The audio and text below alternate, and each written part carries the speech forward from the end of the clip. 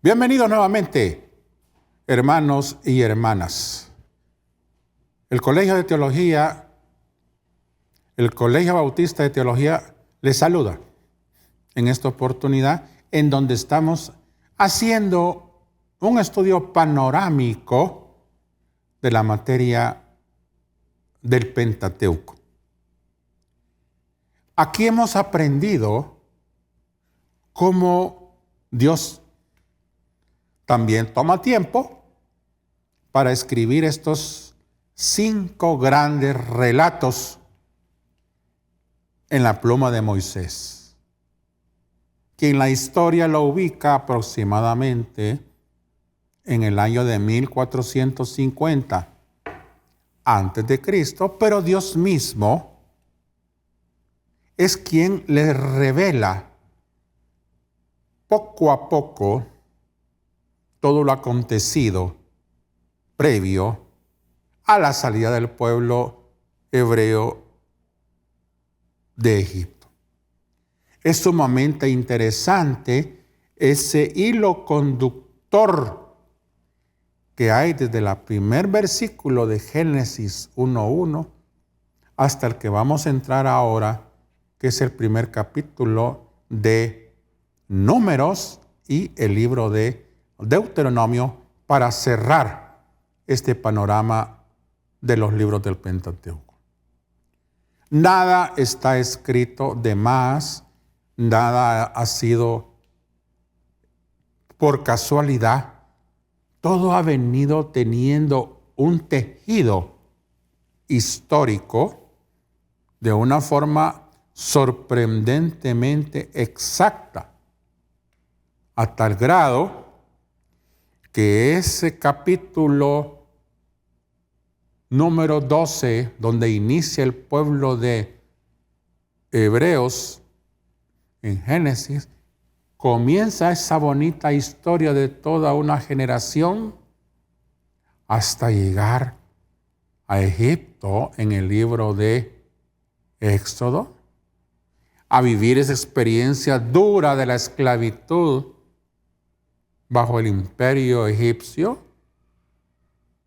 el resurgimiento del gran paladín Moisés, responsable de llevar a este pueblo que nació en la persona de Abraham y sus descendientes, hoy de camino hacia la liberación, rumbo a la tierra prometida. Ese éxodo se ve lleno de diferentes episodios, que es precisamente el tiempo en donde se escribe los 5 libros del Pentateuco. Es decir, recuerde que el pueblo hebreo pasó en el desierto 40 años. Es decir, esos 40 años que hay entre la salida de Egipto a la llegada a la tierra prometida es el tiempo de todos los acontecimientos que el libro de Pentateuco pues describe, excepto el de Génesis, porque todos los acontecimientos de la primera parte de Génesis se dan allá en Mesopotamia, donde está la formación del jardín del Edén. Pero aparte de eso, esos años grandes donde el pueblo recibe la ley al pie del monte de Sinaí es precisamente durante el Éxodo. No hay más. Dios quería entonces corregir, mostrar, enseñarle a su pueblo. Ya lo había formado. Lo quería formar en disciplina. Lo quería formar y ordenar. Él quería ordenar las familias. Ya tenía las tribus. Ya tenía 12 tribus. Pero hoy había que mejorar, preparar a ese pueblo para las batallas que venían. Entonces, Dios da la ley, como dice Gálatas 3:24, Pablo llama a la ley un maestro, un tutor que nos conduce a Cristo. ¿Por qué? Respetar la ley, respetar a Cristo.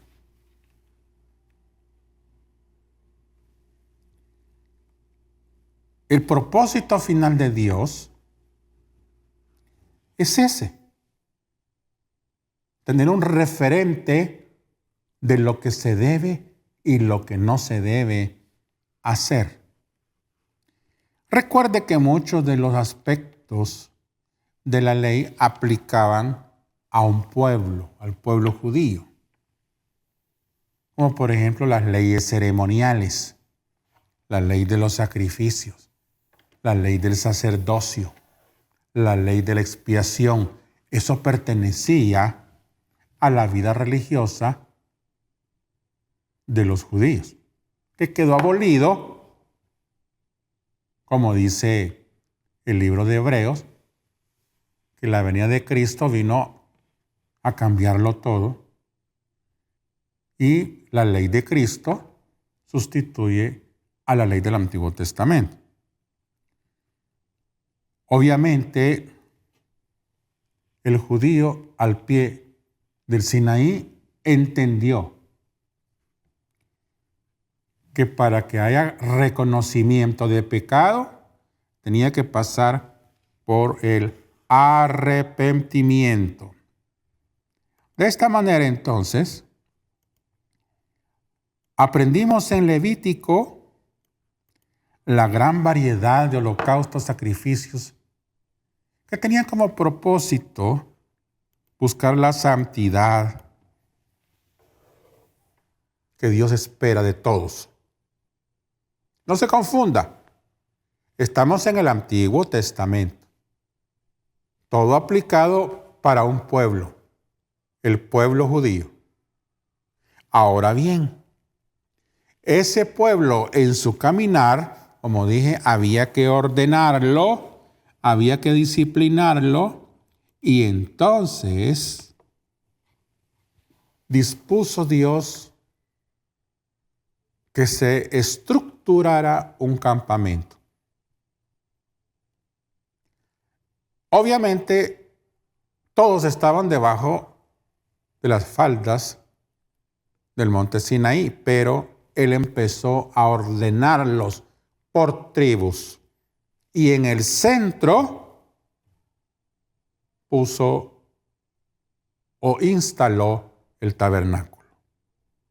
Claro, esas distribuciones de las 12 tribus, incluyendo el campamento de Moisés y el campamento de los levitas, estaban estratégicamente colocados de tal manera que a la hora de levantar el campamento de forma ordenada, todo el mundo seguía, por ejemplo, a la tribu de Judá. A la hora de asentarse de nuevo, y eso pasó 40 años consecutivos. Mas, sin embargo, ese pueblo ordenado y contado, porque el libro de Números goza de esa característica interesante de que fueron contados cada una de las tribus. Tanto es así que aproximadamente de hombres disponibles para esas épocas en el segundo censo superaban los 23,000. En el primer censo superaban los 22,000. Bueno, vamos a decir, ¿y qué pasó? ¿Que no eran unos millones los que habían salido? Sí, pero ahí van niños, ahí van ancianos, ahí venían egipcios y de otras nacionalidades. Y recordemos que la familia hebrea, por principio, era muy numerosa. el núcleo familiar, en algunos casos, como lo hemos visto, el patriarca tenía varias esposas, varios hijos. Entonces era una estirpe, toda una familia extensa que sobrepasaba. No, aquí estamos hablando de aquellas personas dispuestas para la guerra. Tenemos entonces que una de las, llamémosle, tribus más numerosas de la época, aproximadamente con arriba de 75,000 hombres, era Judá. Y probablemente la más pequeña, con 40,000 aproximadamente, era Efraín. Comprenderá usted que cada tribu era un ejército en sí mismo. Judá tenía 75,000, Efraín 40,000. En total, el ejército en ese momento que se estaba preparando para la invasión de la tierra de Canaán, para tomar posesión como promesa dada por Dios de la tierra prometida, andaba más o menos por el orden de los 600,000 soldados. Era un ejército fuerte. Era un ejército numeroso, capaz de hacerle frente a cualquier otro ejército que estaba enfrente de ellos.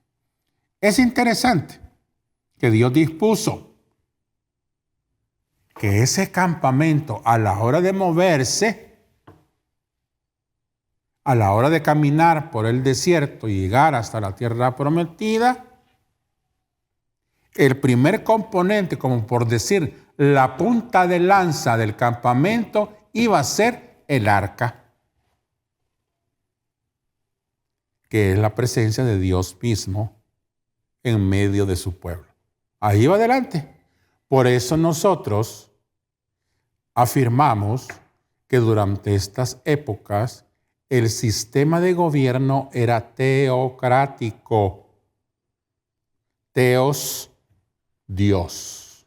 En este sentido, Dios se entendía con Moisés, Dios se entendía con Josué. Teocrático. A la muerte de Josué se da una transición porque aparecen los jueces, nombrados por Dios, pero todo eso es el ambiente preparatorio para el tan ansiado sistema de gobierno judío, conocido con el nombre de monarquía. Ahí ya cambió. Ahí ya no era lo que Dios decía. En la monarquía es lo que el rey dice. Y en el mejor de los casos, cuando el rey tenía buena relación con Dios, las cosas caminaban mejor. Tal es el caso del rey David, el rey Salomón. Y en algunas veces el rey Saúl. Pero a partir de la cadena de reyes, la monarquía, pues, no fueron las más favorecidas. Pero bien, regresando al libro de Números,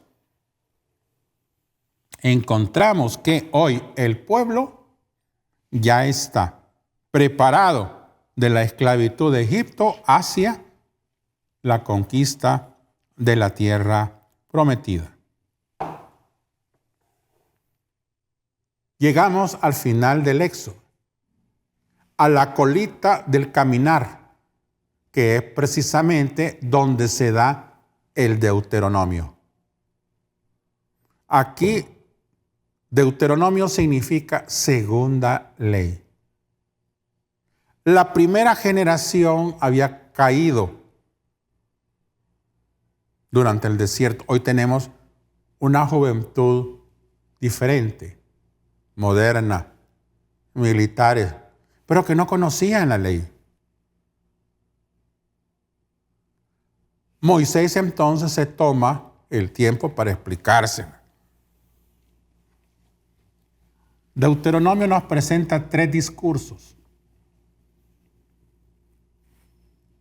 En el primer discurso, Moisés cuenta lo que ha pasado a esta generación. Cuenta por dónde han venido caminando en esos 40 años y exhorta a la confianza en Dios. Exhorta al respeto de la ley. Y Moisés predica la ley. Ese es, en resumen, el primer discurso. El segundo discurso de Moisés, allá en los montes de Moab, viendo ya la tierra prometida aparecer, Moisés habla de las victorias que han de venir,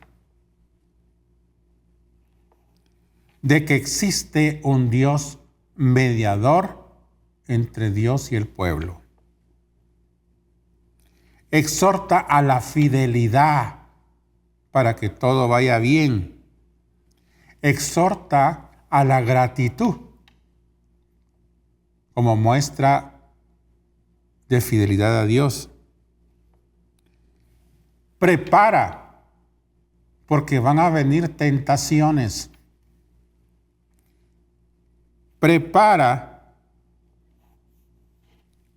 a tener cuidado con las infidelidades al mezclarse con los pueblos cananeos. Y sobre todo, le repite las promesas de Dios para su pueblo. Ese es el segundo discurso. Y el tercero, que es previo a la despedida de Moisés y al asumir el mando, Josué, Moisés presenta en su tercer discurso todas las acciones divinas que Dios ha presentado a lo largo de su pueblo.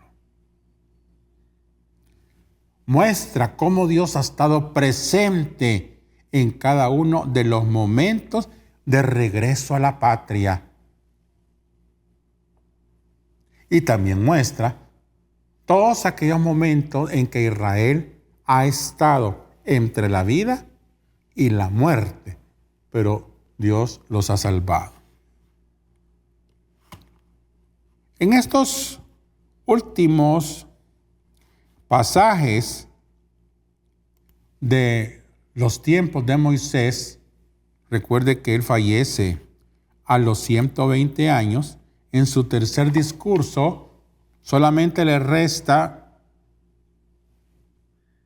explicar de todos los ritos de santidad que el pueblo hebreo ha heredado.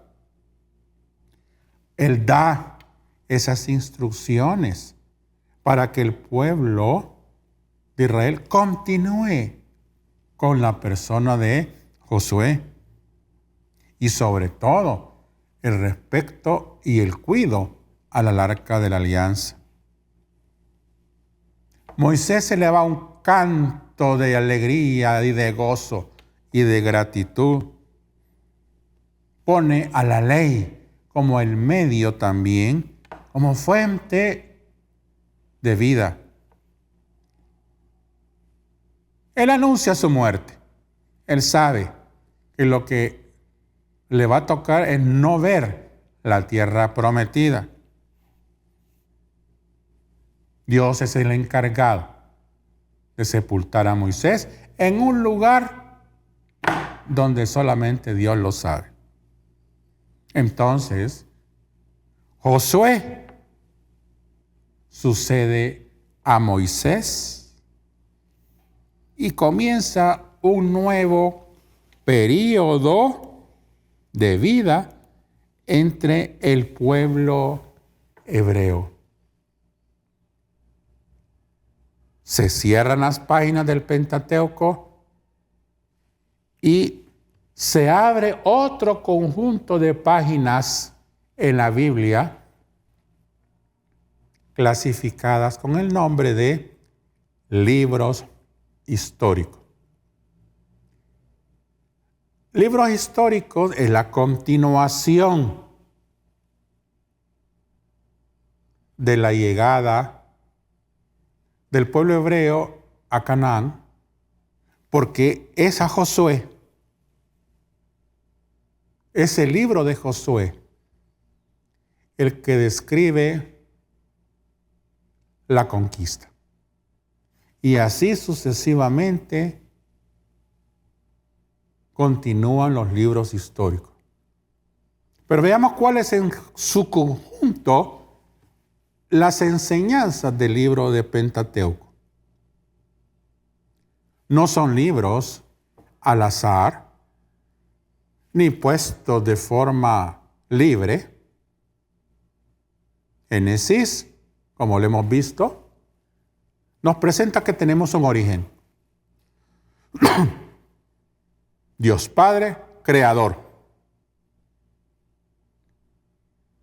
Claro, cada uno tiene su origen como nación.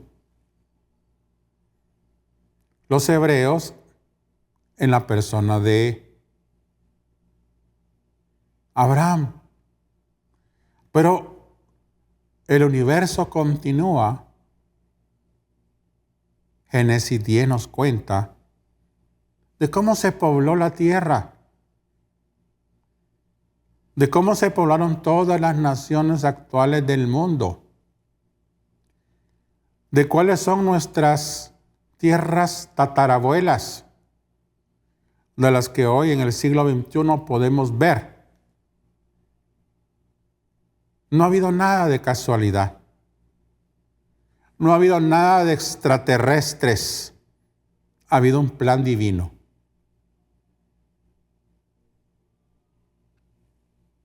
Génesis nos habla de los orígenes. Por eso es que el libro se llama así, Los Orígenes. Bereshit. Bereshit. Ese pueblo que aprendió a vivir en sociedad, que aprendió a entender la ley, que aprendió a vivir con la ley, es lo que nos muestra el Éxodo. El Shemot. Shemot. Pueblo sin ley se pierde. Levítico está para que nosotros conozcamos la gratitud, el sacrificio y la santidad para Dios. Sed santos como yo soy santo, dice Cristo. Todo está en la ley. Por esa razón es que ya en el Nuevo Testamento a todas estas instrucciones y a las enseñanzas de Cristo se le conocen como la sana doctrina. La sana doctrina no es más ni menos que lo que Cristo nos enseñó y nos dejó para aprender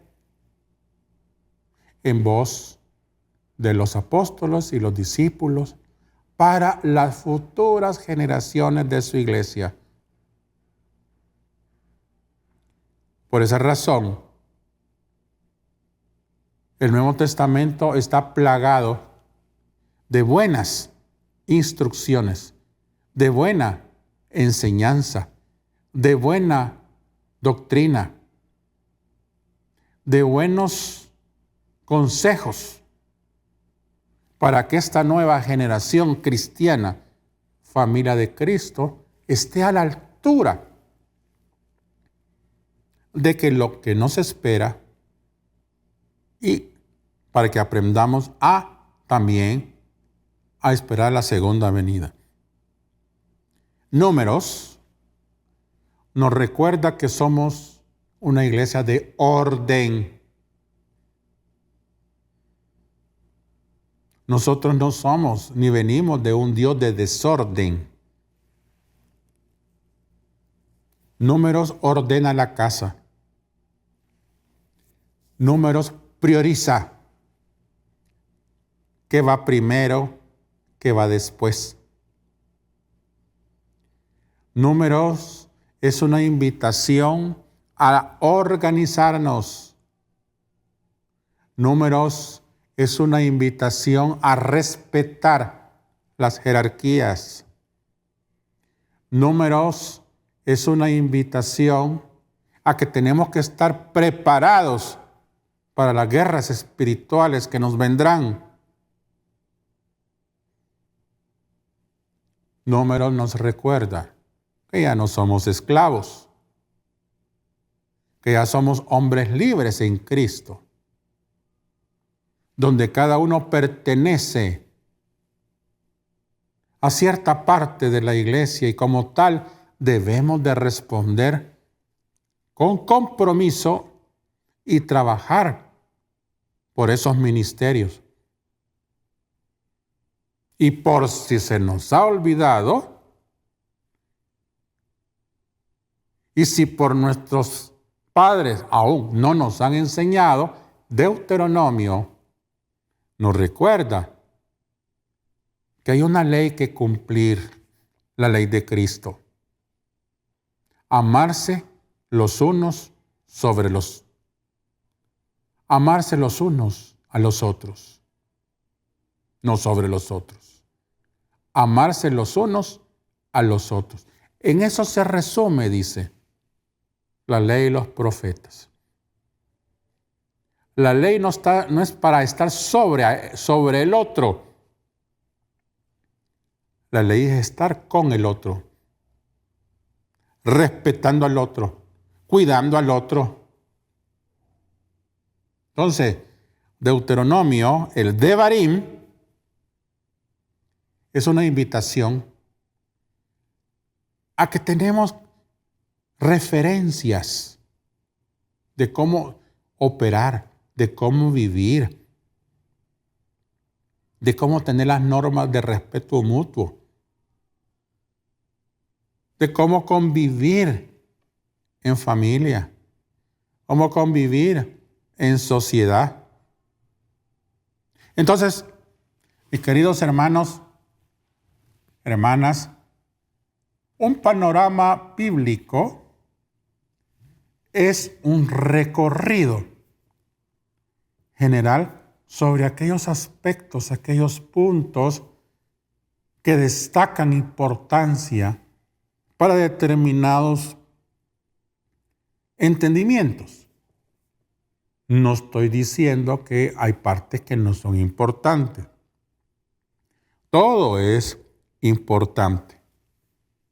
Si usted tomara tiempo hoy, que usted ya tiene una base, una primera palabra sobre cada uno de estos 5 primeros libros de la Biblia, que son el semillero de la Biblia, alguien pregunta, ¿y por dónde podemos comenzar a leer la Biblia?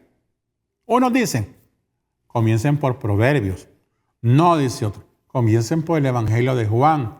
En fin, hay diferentes buenos aportes, pero lo importante es que empezar por el semillero, que es el Pentateuco, y en ese orden, y con una buena orientación y una buena guía de instrucción, nos va a llevar por una mejor comprensión de lo que es el plan de Dios, el plan para su pueblo y el plan para su iglesia.